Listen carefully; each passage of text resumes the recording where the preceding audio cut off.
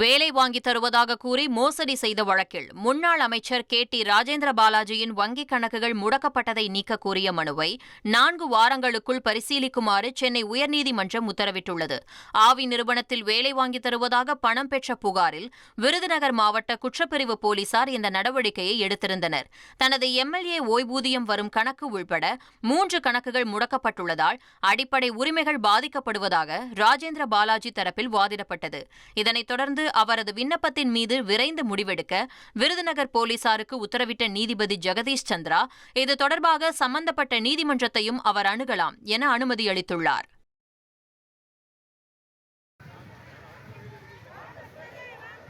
நாகர்கோவில் அண்ணா விளையாட்டு மைதானம் முன்பு தமிழக வெற்றிக் கழகம் சார்பில் நடைபெற்ற ஆர்ப்பாட்டத்தின்போது கட்சியினர் இடையே வாக்குவாதம் ஏற்பட்டதால் பரபரப்பு நிலவியது.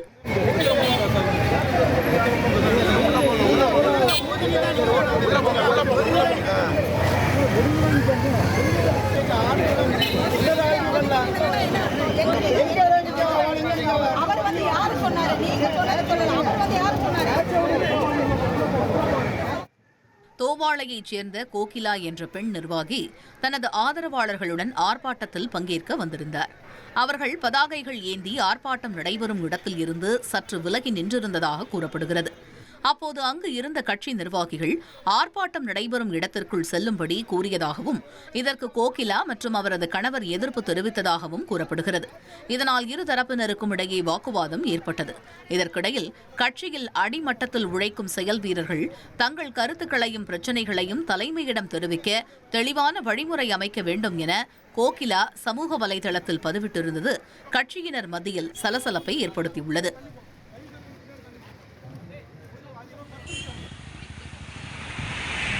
திருவாரூரில் பட்டா மாறுதல் செய்ய லஞ்சம் வாங்கிய வழக்கில் நில அளவைத்துறை உதவி ஆய்வாளருக்கு 4 ஆண்டுகள் சிறை தண்டனை விதித்து நீதிமன்றம் உத்தரவிட்டுள்ளது. மன்னார்குடி வட்டாட்சியர் அலுவலகத்தில் பணியாற்றி வந்த செல்வராஜன் கடந்த 2014ஆம் ஆண்டு பட்டா மாறுதலுக்காக விக்டர் சாலமன் என்பவரிடம் 1000 ரூபாய் லஞ்சம் கேட்டுள்ளார். இதையடுத்து லஞ்ச ஒழிப்பு போலீசார் விரித்த வலையில் கையும் களவுமாக சிக்கிய செல்வராஜன் மீது வழக்கு பதிவு செய்யப்பட்டது.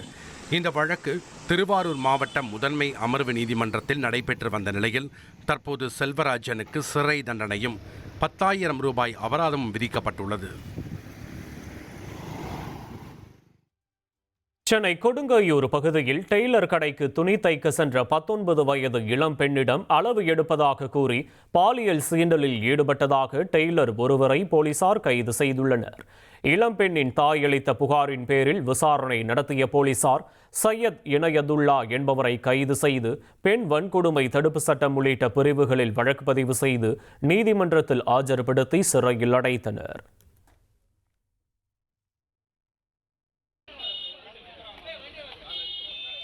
கள்ளக்குறிச்சியில் துணை முதலமைச்சர் உதயநிதி ஸ்டாலினின் பாதுகாப்பு பணியை முடித்து திரும்பிய கடலூர் மாவட்ட ஆயுதப்படை போலீசார் உளுந்தூர்பேட்டை அருகே அடுத்தடுத்து நிகழ்ந்த 2 விபத்துகளில் இருந்து அதிர்ஷ்டவசமாக உயிர் தப்பினர்.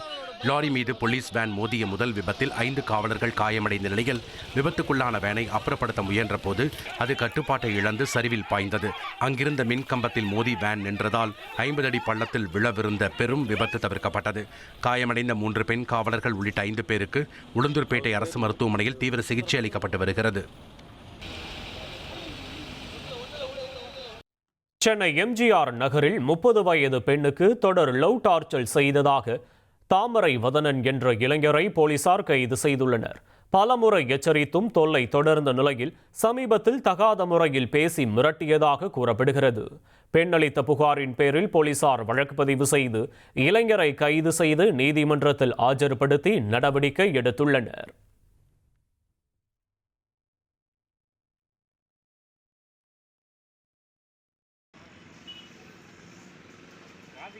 சென்னை மதுரவாயல் பைபாஸில் அரசு பேருந்து லாரி மீது மோதி விபத்திற்குள்ளானதில் 7 பேர் படுகாயமடைந்தனர். கோயம்பேட்டிலிருந்து சேலம் நோக்கி சென்ற பேருந்து அனகாபுத்தூர் அருகே ஓட்டுநரின் கட்டுப்பாட்டை இழந்து முன்னே சென்ற லாரியின் பின்புறம் மோதியது. இந்த விபத்தில் ஓட்டுநர் அழகுராஜா மற்றும் நடத்துனர் உட்பட பயணிகள் பலத்த காயமடைந்தனர். அவர்கள் மீட்கப்பட்டு குரோம்பேட்டை அரசு மருத்துவமனையில் சிகிச்சைக்காக அனுமதிக்கப்பட்டுள்ளனர். இந்த விபத்தால் மதுரவாயல் முதல் அனகாபுத்தூர் வரை சுமார் 8 கிலோமீட்டர் தூரத்திற்கு போக்குவரத்து கடுமையாக பாதிக்கப்பட்டது. சிவகங்கை மாவட்டம் மானாமதுரையில் நடுரோட்டில் ஏற்பட்ட வாக்குவாதம் முற்றி அரிவாளால் வெட்டிய சம்பவம் அதிர்ச்சியை ஏற்படுத்தியுள்ளது. மானாமதுரை கண்ணார் தெருவைச் சேர்ந்த கார்த்திகேயன் இருசக்கர வாகனத்தில் சென்று கொண்டிருந்தபோது சாலையில் பழனி என்பவர் நின்றிருந்ததாக கூறப்படுகிறது. அப்போது ஓரமாக நிற்குமாறு கார்த்திகேயன் கூறியதால் இருவருக்கும் வாக்குவாதம் ஏற்பட்டதாக தெரிகிறது. இதில் ஆத்திரமடைந்த பழனி அரிவாளால் கார்த்திகேயனின் முகத்தில் வெட்டியதாக கூறப்படுகிறது. காயமடைந்த கார்த்திகேயன் மருத்துவமனையில் அனுமதிக்கப்பட்டார். இந்த சம்பவம் குறித்து போலீசார் விசாரணை நடத்தி வருகின்றனர்.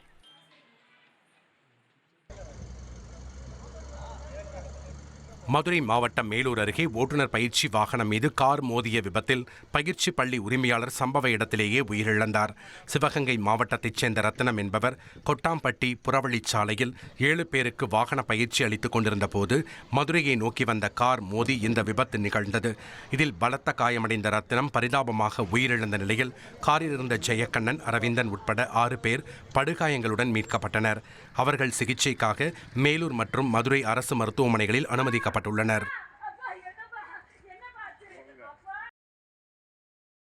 கன்னியாகுமரி மாவட்டம் அஞ்சுகிராமம் பேரூராட்சி துணைத் தலைவர் கொலை வழக்கில் 6 பேருக்கு ஆயுள் தண்டனை விதித்து நாகர்கோவில் நீதிமன்றம் தீர்ப்பளித்துள்ளது. பொதுக்குடிநீர் குழாய் அமைப்பது தொடர்பான முன் விரோதத்தில் பேரூராட்சி துணைத் தலைவர் இயேசு அமலதாசன் 8 பேர் கொண்ட கும்பலால் வெட்டி படுகொலை செய்யப்பட்டார். இது தொடர்பான வழக்கை விசாரித்த நாகர்கோவில் மகிழா நீதிமன்றம் குற்றவாளிகளான ரஞ்சிதம், கண்ணன், ஜெகன், பாக்யராஜ், ஸ்ரீனிவாசன், சங்கர் ஆகியோருக்கு ஆயுள் தண்டனை விதித்து தீர்ப்பளித்தது. குற்றம் சாட்டப்பட்டவர்களில் 2 ஏற்கனவே உயிரிழந்துவிட்ட நிலையில் மீதமுள்ள 6 பேருக்கும் தண்டனை உறுதி செய்யப்பட்டுள்ளது. நீலகிரி மாவட்டம் குன்னூர் மலைப்பாதையில் பர்லியார் சோதனை சாவடி அருகே 2 குட்டிகள் உட்பட 9 காட்டு யானைகள் முகாமிட்டுள்ளன. சமவெளி பகுதிகளில் ஏற்பட்ட வறட்சியால் உணவு மற்றும் தண்ணீர் தேடி யானைகள் குன்னூர் பகுதிக்கு வந்துள்ளதாக வனத்துறையினர் தெரிவித்துள்ளனர். யானைகள் சாலைக்கு வராமல் தடுக்க வனத்துறை மற்றும் காவல்துறையினர் கண்காணிப்பில் ஈடுபட்டுள்ளனர். மேலும் இரவு நேரங்களில் பொதுமக்கள் வீட்டை விட்டு வெளியே வர வேண்டாம் என வனத்துறையினர் எச்சரிக்கை விடுத்துள்ளனர்.